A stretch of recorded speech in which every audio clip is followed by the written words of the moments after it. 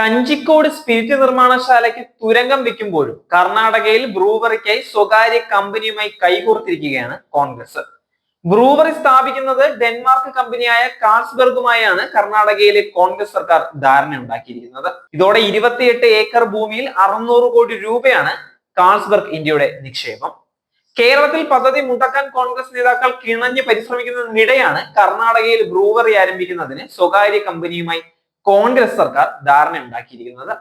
മൈസൂരുവിലെ Nanjangud 28 acre ഭൂമിയിലുള്ള brewery വികസിപ്പിക്കാനാണ് ധാരണ. കർണാടക സർക്കാരിന്റെ നിക്ഷേപ സംരംഭം ഇൻവെസ്റ്റ്മെന്റ് കർണാടക 2025 ഇത് സംബന്ധിച്ച ധാരണാപത്രം ഒപ്പുവെച്ചിരിക്കുന്നത്. പുതിയ നിക്ഷേപത്തോടെ മൈസൂരുവിലെ പദ്ധതിയിലേക്ക് കാൾസ്ബർഗ് ഇന്ത്യയുടെ മൊത്തം നിക്ഷേപം 600 കോടി രൂപയായി ഉയരും. കോൺഗ്രസിന്റെ ഈ ഇരട്ടത്താപ്പിനെതിരെ എക്സൈസ് വകുപ്പ് മന്ത്രി MP രാജേഷ് രംഗത്ത് വന്നിട്ടുണ്ടായിരുന്നു. കർണാടകയിലാവാം, പക്ഷെ കേരളത്തിൽ പറ്റില്ല എന്നുള്ള കോൺഗ്രസ് നിലപാട് ശരിയല്ല എന്നാണ് മന്ത്രി പറഞ്ഞിരിക്കുന്നത്. നഞ്ചൻകോട് ബ്രൂവറിയിൽ പ്രതിവർഷം 8 കോടി ലിറ്റർ ബിയർ ഉൽപ്പാദിപ്പിക്കുന്നുണ്ട്. ഉൽപാദനശേഷി വർദ്ധിപ്പിച്ച് കമ്പനിയുടെ പ്രധാന വിപണിയായ കർണാടകത്തിലെ ഉപഭോക്താക്കളുടെ ആവശ്യം നിറവേറ്റുകയാണ് ലക്ഷ്യവും.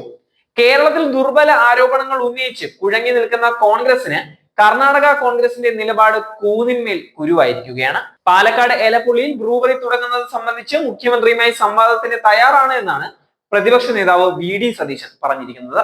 സ്ഥലവും തീയതിയും സർക്കാർ തീരുമാനിച്ചാൽ മതിയെന്നും അദ്ദേഹം പറഞ്ഞിട്ടുണ്ടായിരുന്നു. മന്ത്രി MP രാജേഷിന്റെ സംവാദത്തിനുള്ള വെല്ലുവിളി സതീശൻ തള്ളുകയായിരുന്നു. മുഖ്യമന്ത്രിയും പ്രതിപക്ഷ നേതാവും തമ്മിലുള്ള സംവാദത്തിന്റെ തീയതി എക്സൈസ് മന്ത്രി തീരുമാനിക്കട്ടെ എന്നും അദ്ദേഹം പറഞ്ഞിരിക്കുകയാണ്. മുഖ്യമന്ത്രി സംവാദത്തിന് വിളിച്ചാൽ പങ്കെടുക്കുമെന്ന് രമേശ് ചെന്നിത്തലയും പ്രതികരിച്ചിട്ടുണ്ടായിരുന്നു. സംവാദത്തിനുള്ള വെല്ലുവിളിയിൽ MP രാജേഷിനെ പരിഹസിച്ച രമേശ് ചെന്നിത്തല രാജേഷ് അദ്ദേഹത്തെ തോൽപ്പിച്ച VK ശ്രീകണ്ഠൻ MPയുമായി ചർച്ച നടത്തുന്നതാണ് നല്ലത് എന്ന് അദ്ദേഹം പറയുകയായിരുന്നു. അതേസമയം VD സതീശനും രമേശ് ചെന്നിത്തലയും VK ശ്രീകണ്ഠനും ഒരുമിച്ച് വന്നാലും ചർച്ചയ്ക്ക് തയ്യാറാണ് എന്ന് മന്ത്രി MP രാജേഷ് മറുപടി നൽകിയിട്ടുമുണ്ട്. സംവാദത്തിൽ നിന്ന് ഒഴിഞ്ഞു മാറാനാണ് കോൺഗ്രസ് മുഖ്യമന്ത്രിയെ ക്ഷണിച്ചതെന്നും മന്ത്രി വ്യക്തമാക്കിയിരിക്കുകയാണ്.